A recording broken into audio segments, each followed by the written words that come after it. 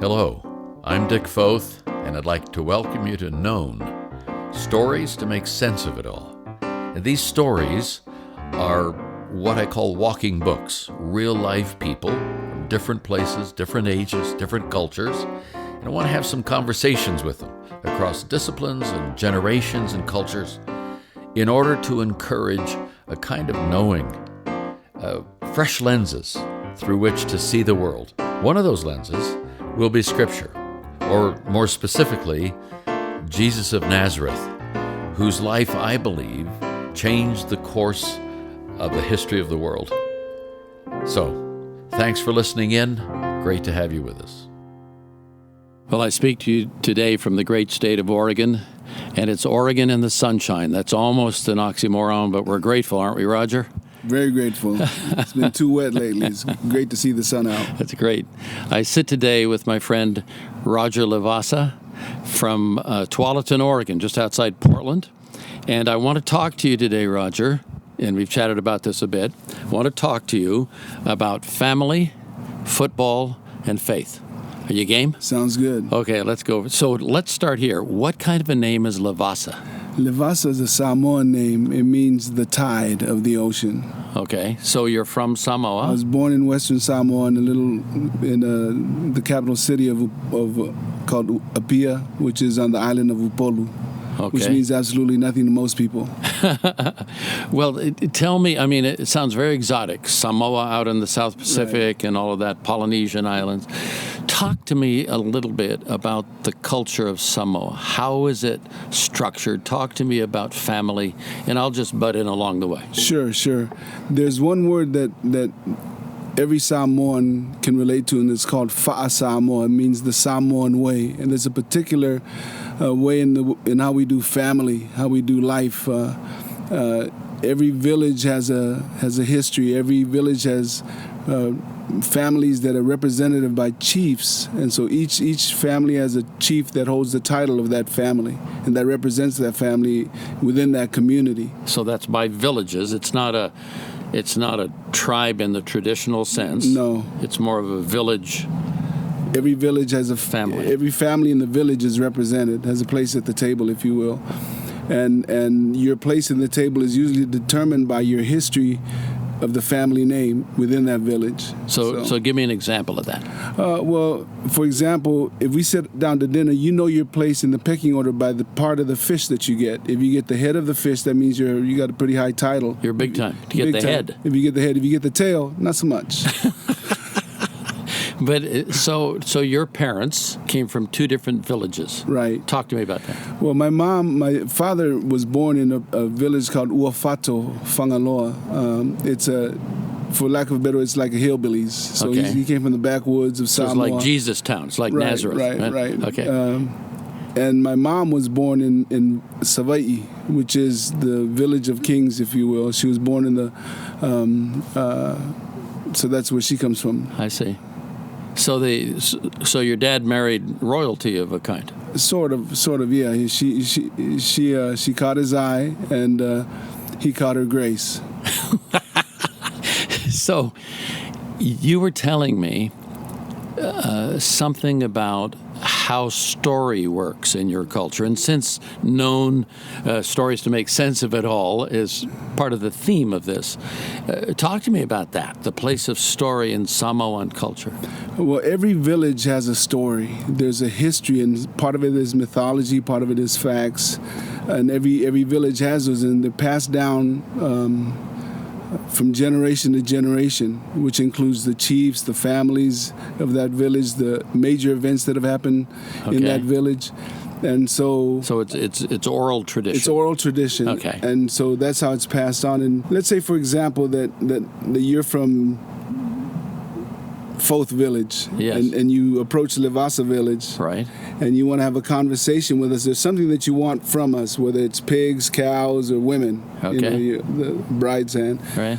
So you come to us, and before you're not going to have a conversation, your talking chief will begin telling me, the Foth talking chief will start telling the Lavasa talking chief about the history of their village. So you'll tell me my story, And what that does for me is it opens me up to the understanding that you know my story. So now that you've retold me my story, I'm open to whatever you're here to ask me about. Okay, so I'm big on people sharing their stories with Right. other people. You know, we've talked about that, write about it, and all that. But you're saying that if I'm going to approach you for something, I need to know your story, have found out about it, ask questions about it enough so I can recite your story to you. Yes. And why is that important? It's a matter of respect. That's just the way that you have to, you're showing us honor and respect by telling us our story. So I had to have thought about you and your village and your family enough to have asked around or whatever it takes Right. to know that story before I approach That's correct. That's correct. you. That's amazing. Yeah. That is very cool. Let me shift from that a little bit to say, okay, that's the culture of the islands, if you will, those islands. Your family was part of that. You were brought up. You told me you're not big on veggies. No. Tell our listeners why you're not big Well, on. the Samoan diet is kind of very unique. The only vegetable that I ever was exposed to was the taro leaf, and it's we call it it's taro leaf with coconut milk. Okay. Palusami is the name of the. We call it palusami or Samoan steroids. Either, but they're really tasty. But beyond that, everything else was pig, chicken, Really? cow. Wow. So it's mainly a lot of meat, fish. Okay. But your family left Samoa when your dad went into mission work where? Papua New Guinea, mom and dad did some missionary work there for 14 years. I was raised in Papua for 7 of those 14 years. Right. Before they left and made their way to America. Okay, so you go from Samoa to Papua New Guinea and end up in Southern California. Long Beach, California. That's what you call a cultural shock, I would think. Quite a shock. Very different from you go from palm trees to pavement. So where did you live in Southern Cal? I grew up, we initially landed in Wilmington, California, and Right. then moved over to Long Beach, California, where my dad took over as a pastor of a small Samoan congregational church on what we call the West Side. Okay. And so that's where I was raised, went to elementary, middle school, Webster Elementary School. So the city's divided into West Side and East Side. Well, the way we look at it, it's either east or west. The Northerners like to be recognized too, but we just recognize Long Beach as east and west. Okay. And you were brought up in a culture of football players. Yes. So let me shift to football just a little bit here. Or not a little bit, let's just talk about that. You grew up playing football. Yes. Talk to me about that. Well, football, back then when we grew up, we played football, tackle football at the park, at the churchyard. That was just a normal part of what we did. We didn't need shoulder pads or helmets. We just went at each other. Too poor to pay the fee to pay in any club teams or Pop Warner teams, so we just kind of did it on our own at the park or in a church lot. So that was our exposure to football. We loved it, played it, and didn't really get serious about it until we got into high school. Then we realized, oh, there's a method to this madness. There could be money in this. Well, not really. For us, for me personally, my Yeah. escape in playing football is I didn't want to go home and do chores. Oh, there you go. So the thing that motivated me to play is I could tell my dad or mom I was helping the teacher. I got to do it. Yeah. There you So- go. So, I like that thing you told me about the guys who would tag stuff or do graffiti. Tell our Right. listeners Well, on the about west side, in many neighborhoods, there's protocol. Yeah. And so the gangbangers would tag different parts of our neighborhood, the bar, local bar, but they would skip our property, which was the church property, and they referred to that area as the Islanders Court. So Okay. in Santa Fe and Wardlow. Yeah. For those who are from the area, on 223rd that turns into Wardlow Avenue. So on the corner of Santa Fe and Wardlow was what they called Islanders Court. That was kind of don't touch, because if you touch, then the Samoan boys might roll up on you. and most of you guys aren't. Forgive me. You aren't necessarily small, right? Are there some smaller There's some folks? smaller guys, but they're also like kindergarten. No, I'm just kidding.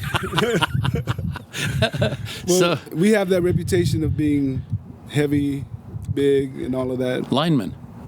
Linemen, linebackers, Yeah.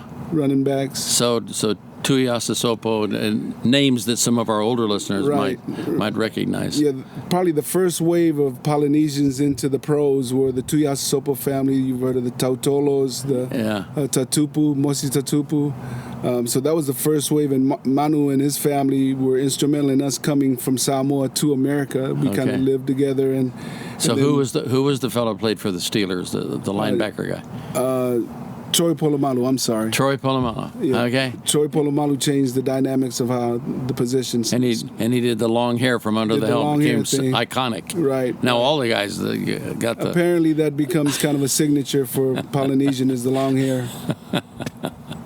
So and today, people in football, one of my favorite quarterbacks at the college level ever, and I apologize this because you're an Oregon State guy. It's all right. You're a Beaver, No and worries. you went on to play with It's USFL for a while.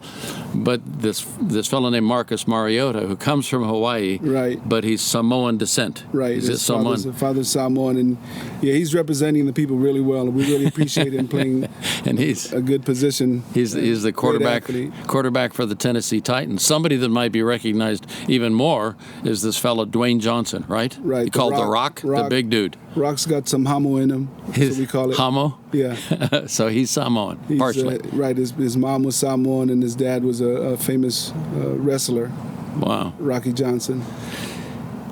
So here you are. You graduated high school. You went to Oregon State, played 4 years for Oregon State, went on to the USFL. Now you're in a pastoral role, not unlike your dad, if you will.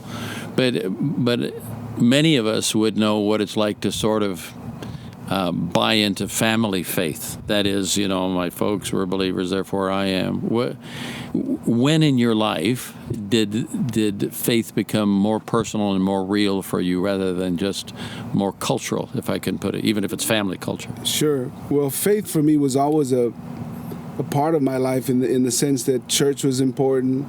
The Bible was important. Dad made sure that we didn't miss church, and if we did, as a Samoan kid, and most Samoans would know this, you'll get you'll get beat on a little bit if you try to skip out on church. A little whacked. But it became my faith, if you will, when I was a senior at Oregon State University. My senior year, from the outside looking in, people would think good guy, good athlete, all of this stuff. But inside, I was just bankrupt, and I wasn't unlike many teenagers. Yeah. I was trying to find out what the purpose of life was, and for me, I wasn't happy with the person that I'd become. If my father knew half of the stuff that I did, me and you would not be having this conversation. I get it. But I remember a young man speaking in the middle of our campus at Oregon State University talking about Jesus openly, and I remember thinking to myself, that's the dumbest thing I've ever heard. I found that young man later on came and invited me to a meeting, a Christian meeting where he was the talker or the preacher. Yeah. And while he was talking, I remember thinking to myself, either he's lying or I'm not a Christian. Yeah. And that thought had never entered my mind before because I was raised in the church, I did all the church stuff. Cultural stuff. Yeah, and so I thought I was a Christian. And yet my lifestyle reflected that was far from it. Right. And that became apparent to me that night, and he gave what I now know is the altar call that night about giving your life to Jesus. I just remember thinking to myself, I have to do something about the fact that I'm not a follower of Jesus, and that evening I gave my life to the Lord. And that changed things. Changed the trajectory of my life, changed my friendships, changed the context of how I did everything. Football was not the God of my life anymore. It wasn't what dictated how I do or how I do life, but it became what it should have been all along, just a fun sport to play. If you had one thing to say to younger folks, and by younger, let's say people in their teens or 20s, early 30s, just about life or faith, what are one or two of those things that you might want to say? And I know I'm springing this on you. Sure. Well, the danger of saying what I'm about to say is that's the religious pat answer. Okay. It is what it is, but the truth is, God has created eternity within the heart of every man. Church won't fill that gap, that hole. Bible study won't fill that hole. Praying won't fill that hole. success in athletics won't fill that hole. Only God can fill that hole. God alone. And that's what I discovered, is you can try to pour temporary stuff into an eternal hole, and it's not going to work. Only God can fill that. And so that would be my advice to the young people is you're looking for love in all the wrong places. It can only be found in God, and He made that available to us through His Son, Jesus Christ. Okay. Tremendous. Roger, how would you say to me in Samoan, and you could say anything because I won't know, but some of these guys listening might know. Yeah. How would you say to me, have a great trip home, Foth? Ia manuialo malanga susunga fafeau Foth. Have a good journey. Same to you, Roger. Thanks a lot. God Dave. bless. Great to hang out with you. God bless you. Thank you. Bye-bye.